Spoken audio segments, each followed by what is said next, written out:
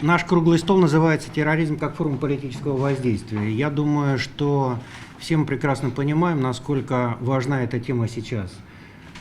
Понятное дело, что в Республике Абхазия сейчас это не настолько остро стоит, как это стояло в других, по крайней мере, республиках до этого. Я думаю, что все прекрасно понимают, что, так сказать, если не уделять этому внимания, то, в принципе, мы можем с вами прийти к таким вещам, которые сейчас происходят на Украине. И в рамках этого, я думаю, что мероприятия, подобные этому, являются, скажем так, профилактикой терроризма и экстремизма в молодежной и подростковой среде.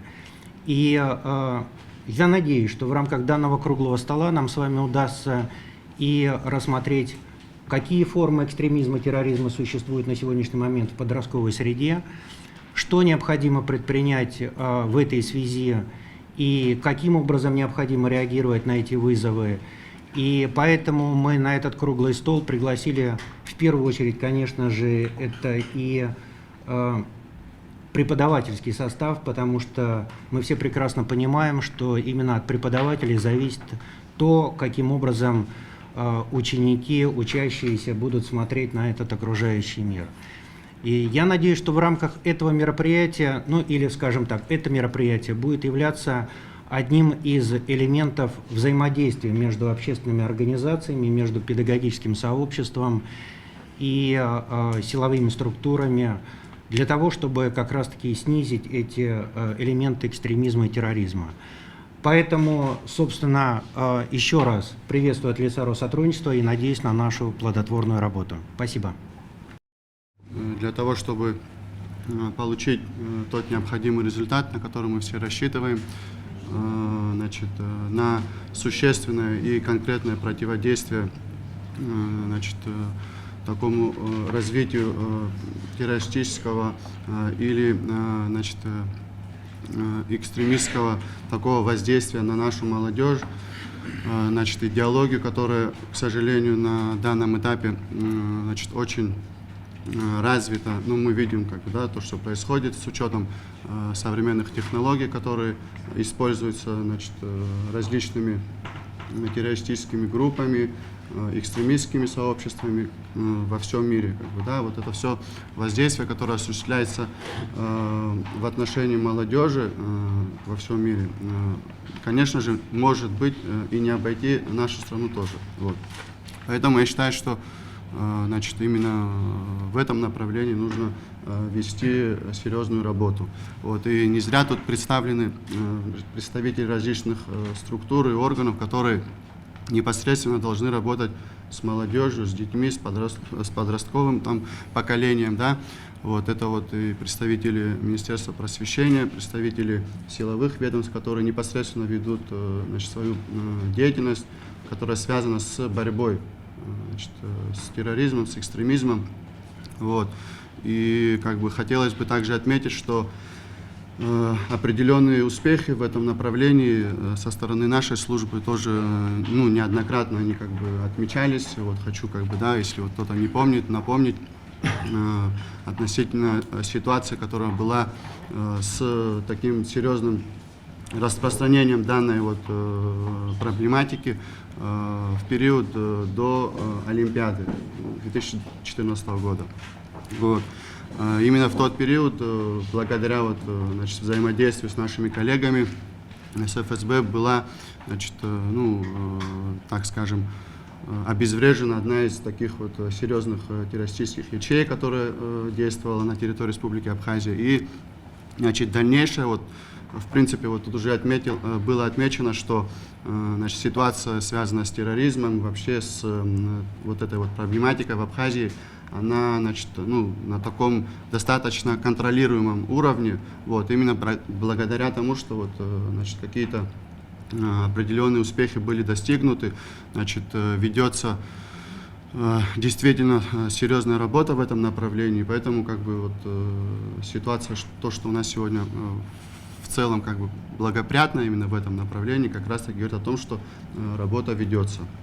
Но в целом в контексте именно сегодняшней темы хотелось бы отметить, действительно Значит, есть ряд проблем, на которые нужно обратить большее внимание. Это касается конкретно вот, воспитания молодежи в духе патриотизма, в духе любви к родине, значит, да, вот, ну и вообще всех тех канонов, которые в целом так или иначе благоприятно влияют на развитие детей, значит, на их мировоззрение, на их понимание вообще, грубо говоря, да, что такое добро, что такое зло.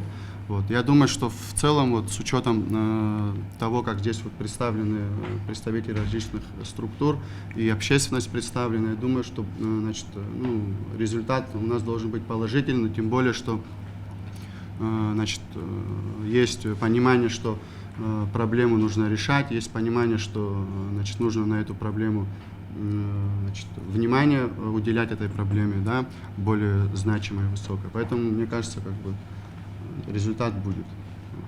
Да. Значит, еще хотел отметить, что в принципе, что касается нашего ведомства, мы довольно тесно взаимодействуем с Министерством просвещения именно касательно тех моментов, которые связаны с возможностью влиять в положительную сторону по ситуации с воспитанием подрастающего поколения. То есть и в смысле того, что будут какие-то с нашей стороны предложения или же какие-то предложения со стороны вот, участников сегодняшнего круглого стола, я думаю, что мы сможем положительно как бы, ну, настроить работу, чтобы был результат. Вот, как бы, да, абсолютно. То есть мы, в принципе, сейчас как бы работаем по различным направлениям значит, деятельности, именно касательно с Министерством просвещения. Вот, и в целом, если эта ситуация будет актуализирована, именно вот, да, вот, борьба с распространением террористической идеологии, вот, я думаю, что результат не заставит себя долго ждать. В последнее время все больше и больше обостряется. На постоянной основе дети подвергаются негативному воздействию со стороны недобросовестных взрослых, в том числе, которые ставят себе целью совершения в отношении деток преступлений. И при этом хотелось бы отметить, что дети являются полигоном, ну, образно говоря, полигоном, на котором отрабатываются современные политические, социальные, психологические, психические, ну, там, медиатехнологии, адаптированные к условиям нашего общества, сегодняшнего нашего дня. Основная цель, конечно же, этих действий – это дестабилизация общества, работы государственных правоохранительных органов, плюс деятельность носит длящийся характер, постоянно прогрессирует и меняется в зависимости от того, как правоохранительная система с этим борется. Вы привели пример «Синего кита», таких проектов, направленных на противоправное вовлечение в деструктивное поведение детей, множество. «Уйди из дома», «Беги или умри», АУЕ, которая в 2021 году в России признана экстремистской организацией, и прочие другие, которые ставят своей целью причинение смерти либо ребенку, либо чтобы он причинил смерть кому-то. Дети в это вовлекаются независимо от своего желания.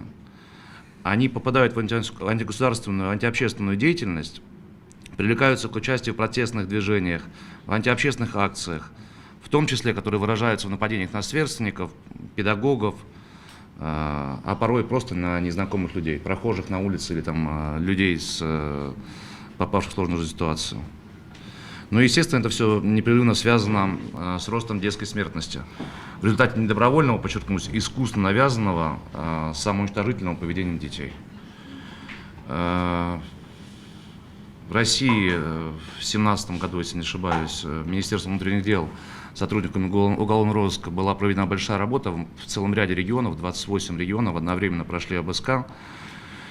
И задержано было много людей, которые вот именно в этом «Синем ките» и участвовали. Сейчас механизмы для задержания, механизм борьбы для раскрытия, выявления этой сети, они непростые, они сложно документируемые, сложно доказываемые, но положительный опыт у МВД России есть. И переговоры состоялись, и мы не слышим таких кричащих, вопиющих фактов в последнее время, в том числе благодаря работе и МВД, и ФСБ России. Со своей стороны готов сказать, что если какая-то помощь нужна на территории России или со стороны МВД России, не сомневаюсь, что эта помощь будет оказана. На прошлой неделе историю Гагаринскую с Валерием Сергеевичем обсуждали и думаем, как в эту сторону. Не все могу говорить сейчас. Непонятно. Поэтому не прошло, да, это событие мимо нас. Ну, у меня все, в принципе, спасибо за внимание. Информационном пространстве, которое все чаще используется экстремистскими и террористическими группировками для устрашения общества, пропаганды своих преступных идей, вербовки в свои ряды, распространения планов возможных террористических атак в разведывательных целях. Необходимо усилить меры предосторожности. Также в Республике Абхазия проблемы противодействия террористическим и экстремистским угрозам занимает важное место в правоохранительной деятельности. Степень угрозы современному обществу, которую несет терроризм, сама по себе подвержена тем фактам, что ведущие государства мира принимают законы против терроризма. Цель работы нашей – изучить организацию борьбы с террористическими и экстремистскими преступлениями. Терроризм остается глобальной угрозой для мирового сообщества и национальной безопасности отдельных стран, в том числе и Абхазии, занимает особое место среди международных проблем по величине ущерба, людским потерям, моральным последствиям. Совершенствование борьбы с этим явлением требует изучения зарубежного опыта, привлечения многих источников и результатов исследования для формирования единых стратегий на основе международного сотрудничества, контролирующих государственных органов и взаимодействия гражданского общества в целом. Терроризм – это еще и психологическое явление. Зачастую на детей наших воздействует извне. Способность влиять на общественную атмосферу, порождать страх, неуверенность в завтрашнем дне. В зависимости от целей выделяют на сегодняшний день следующие виды терроризма. Это политический, религиозный, национальный, криминальный. Самые распространенные методы терроризма, с которыми мы также можем столкнуться в будущем, это взрывы разнообразных объектов государственных, промышленных, военных, офисов, жилых зданий, вокзалов и так далее. Политические убийства или похищения. Жертвами могут быть чиновники, общественные деятели. В случае похищений применяться может и шантаж с выдвижением требований выполнения каких-либо условий. Захват зданий, транспортных средств, поездов, сопровождающих захват заложников, за которыми обычно начинаются переговоры с властями с позиции силы. Избиение, несмертельные ранения, шантаж, распространение панических слухов и так далее. Все это психологическое давление на жертву. Использование компьютерных или телекоммуникационных технологий, взлом компьютерных систем, кража данных и вывод из строя оборудования и программного обеспечения, выброс секретной информации в открытый доступ. И что на сегодняшний день является экстремизмом в целом? Это приверженность крайним и радикальным взглядам, методам действий, обычно в политике. Экстремизму подвержены как отдельные люди, так и организации.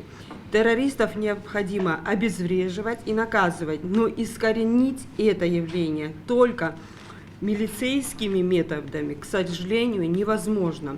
Борьба с террористами – это прерогатива прежде всего государства, и победить их может только наше общество. Мы привезли эксперта, который рассказывал о группах смерти, о Колумбайне, вообще этой проблеме среди подростков. И мы 4-5 лет назад получили часть негативных отзывов о том, что да, это не интересно, это сейчас не актуально, это сейчас не нужно, в абхазском обществе этого нет. Прошли эти 5 лет, да, и неделю назад здесь погибла девочка. До этого были другие прецеденты. Но то, что мы проводим сейчас, это действительно профилактика. Слава Богу, что сегодня этого нет в абхазском обществе. Слава Богу, что ни подростков, ни молодежь не используют в каких-то, скажем так, политических целях, используют как детей, которые способны, к примеру, или могут заблокировать деятельность государства, я не знаю, блокировать входы в органы местного самоуправления, органы государственной власти. Слава Богу, что этого нет. И предпосылок у нас сегодня к этому нет. Молодежь здесь образованная, молодежь патриотично настроена по отношению к своей стране. Но кто бы мог подумать, да, еще, например, там, 20 лет назад из нас, что на Украине будет нацизм. Мы 20 лет назад не могли этого предположить. А сегодня проводится специальная военная операция. Специальная военная операция, да, с другим братским народом. Но на самом деле родители без педагогов, без полномочных по делам несовершеннолетних не в состоянии увидеть эту проблему до конца, потому что наши дети дома одни, в школе они другие, они абсолютно по-другому себя ведут, позиционируют в детском коллективе. И если родители не взаимодействуют с педагогами, если педагоги не взаимодействуют с МВД, то мы будем просто слепы. По крайней мере, мы, родители, мы будем слепы. 5 лет назад мне просто было интересно, и у своих друзей я говорю, давайте посмотрим, на какие группы ваши дети подписаны. Там, в социальной сети Facebook, в социальной сети ВКонтакте. И у всех, у 100% детей были группы смерти. У кого-то из 20 подписанных групп, их было 3-4, у кого-то 1. Но они же не подписываются, что мы группа смерти, и мы сейчас тебя будем призывать или подводить к тому, чтобы ты закончил жизнь самоубийством. Этого нет. Это очень тонкая работа специально обученных людей. Технологов. Именно, да, психологов, технологов. И никто не мешает сегодня, да, применять эти технологии к детям, которые живут в России, к детям, которые живут в Абхазии. Никто не мешает. Но ребенка, почему легко, да, почему на него легко повлиять? Мы знаем, что степень деструктивного поведения у него обусловлена психофизиологическими качествами. Это просто особенность развития. Особенно подростковый период. Именно когда подростковый всё это период. Именно подростковый период. И я очень признателен Васькову Максиму Александровичу, который разработал методические рекомендации, которые хотелось бы услышать мнение у педагогов об этих методических рекомендациях, насколько они подходят к работе в школе, насколько их можно применять, что нужно там изменить и как нам быть, да, для того, чтобы эту проблему в Абхазии снять. Чтобы через 5 лет мы с вами собирались и говорили, что наша 5-летняя работа, да, 5 лет назад мы собрались не зря. И сегодня, как и 5 лет назад, этот вопрос для Абхазии не актуален. Спасибо. Наше общение было, я анонсировал небольшую книжку, которая была издана и посвящена историческим политико-правовым основаниям независимости Республики Абхазия и Южная Осетия. И я эту книжку вам привез в подарок. После завершения буду рад вам ее вручить. У меня всегда слова об Абхазии это не могут быть для меня словами человека стороннего наблюдателя. В моей семье есть то, что с Абхазией связывает. Мой близкий родственник сражался за Абхазию, отдал за Абхазию свою жизнь. Русский солдат, который погиб в боях за Ишерский мост, похоронен в Лыхны за участие в освободительной войне народа Абхазии, награжден орденом Леона посмертно. То есть у меня эта семейная связь всегда вот очень близко все к сердцу, то, что происходит в Абхазии, всегда рад приезжать на вашу благословенную землю.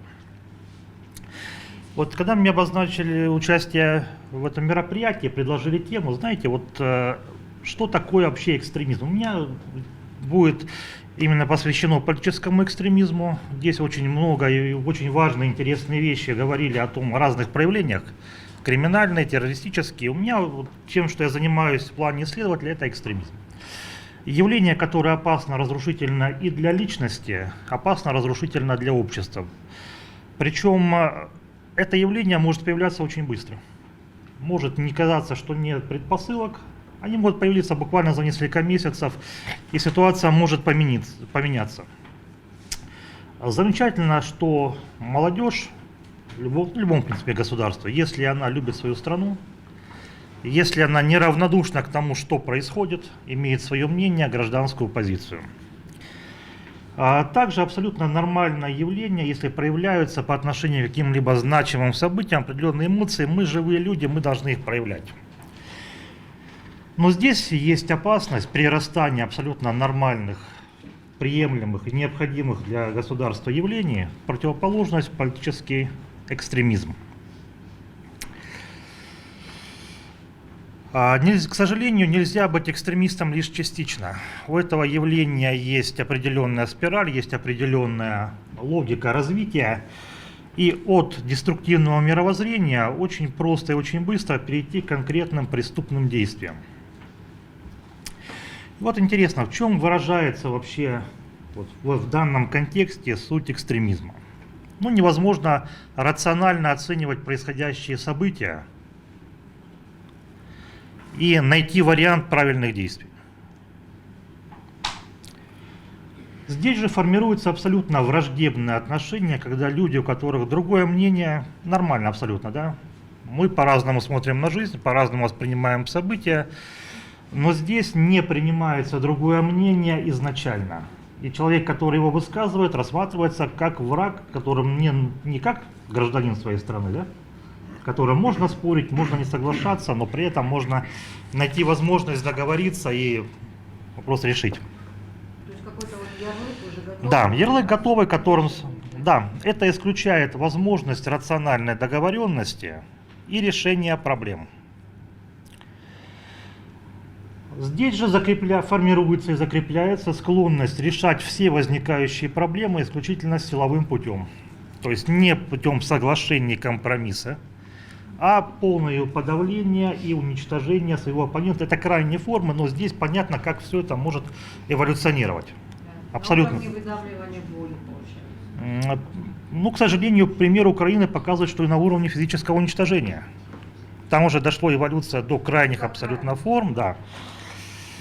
Это очень трудно остановить.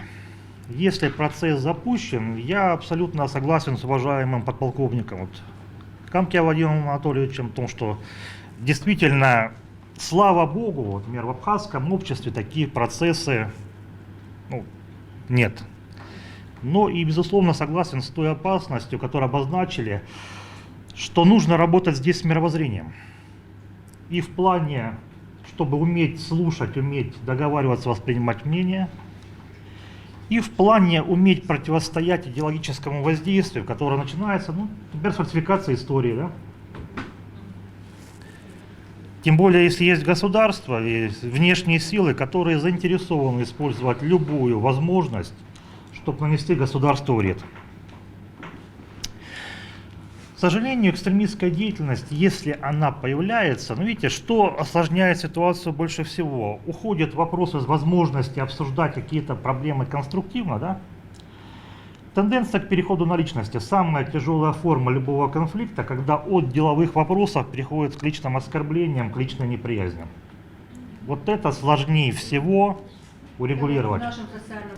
Наиболее подвержены таким вредным влияниям и в силу их психологического сознания это дети с 14 до 18 лет. Но тут можно в свете последних событий, тут нужно еще в эту группу включить детей, как ни странно, хотя бы со 2 по 6-7 класс.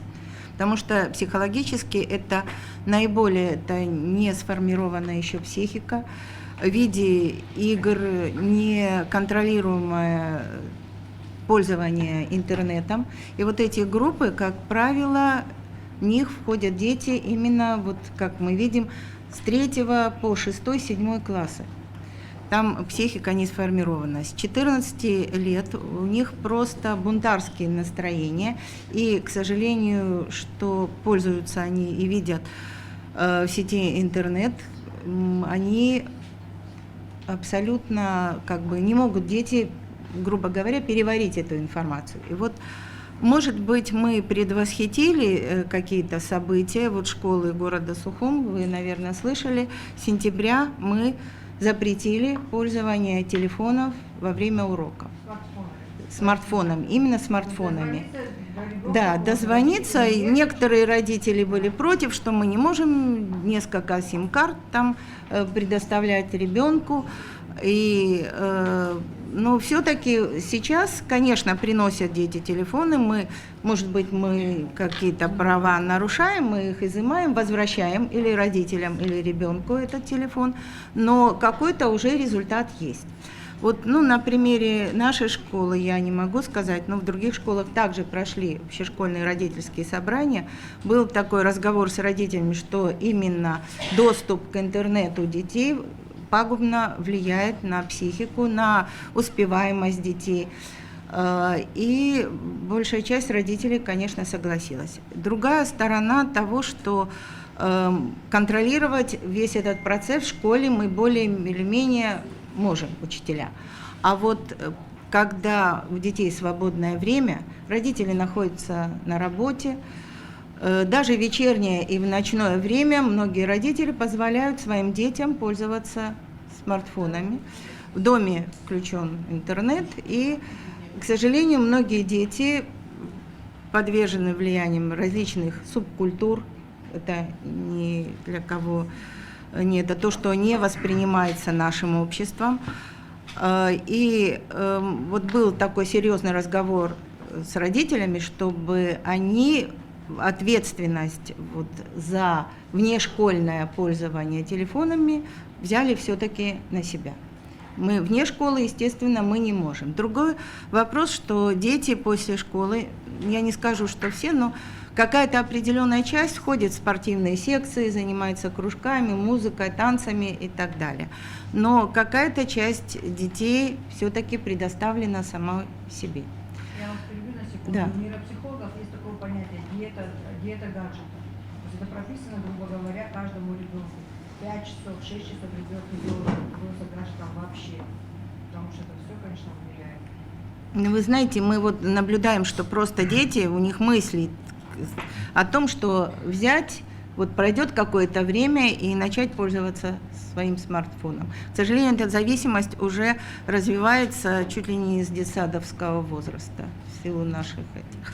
А по поводу работы по предотвращению экстремистских настроений и тем более соглашаться с тем, что терроризм может иметь место. Но я думаю, что в нашей среде у нас с 1 класса и до последнего вся воспитательная работа, она фактически строится на духе Апсуара, не считая это абхазская школа или как наши русские многонациональные школы. Все-таки кодекс Апсуара, он играет большую роль, основную нагрузку, как должны себя вести дети, как они друг друга должны уважать, старших, детей других национальностей, других конфессий. У нас, например, более 40 национальностей в нашей школе, и я за свою работу, я еще ни разу не помнила, что были какие-то межнациональные у нас распри или конфликты. Да, полностью принимается, и те, которые приезжают извне, как-то практически вливаются вот в это.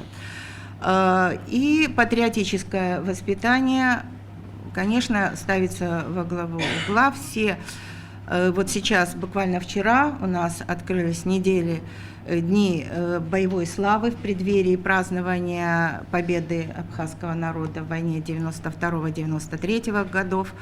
Очень детям близко воспринимаются дни, то же самое, такие же воинской славы в преддверии победы в Великой Отечественной войне.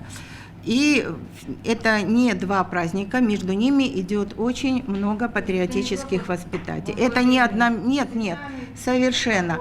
Практически в каждой семье есть те, которые участвовали в боевых действиях.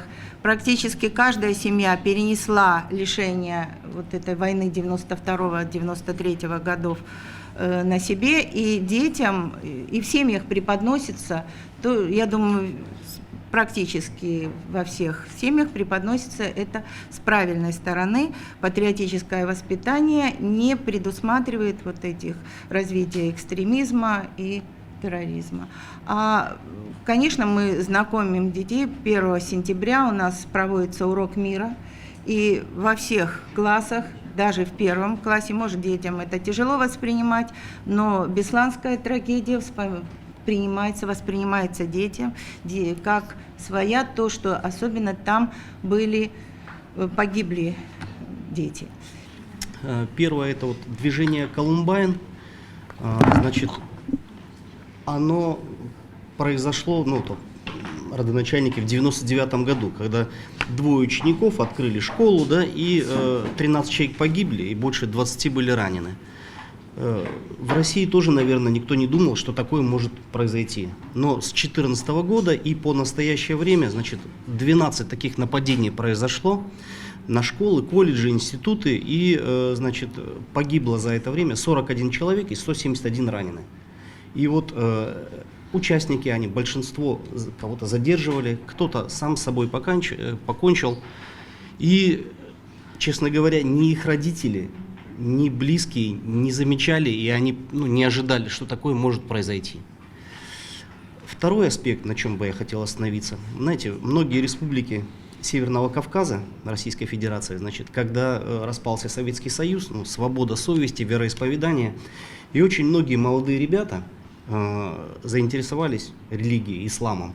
За просветительской работой, за просвещением они поехали в различные зарубежные страны.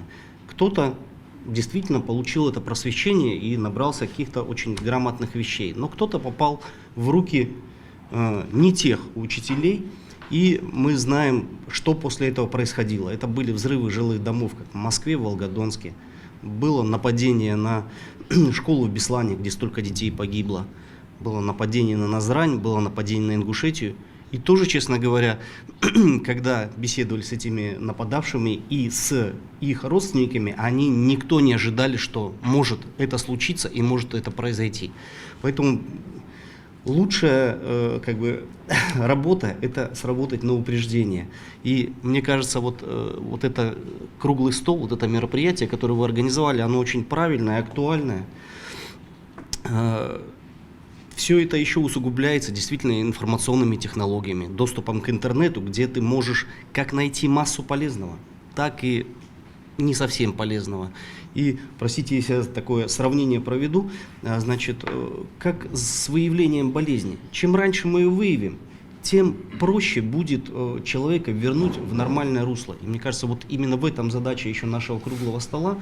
А в остальном я абсолютно согласен со всеми выступающими. Чем лучше будет взаимодействие между родителями, преподавателями, психологами, администрациями, в каких-то крайних случаях, когда мы видим, что человек уже перешел грань, конечно же, и правоохранительными органами.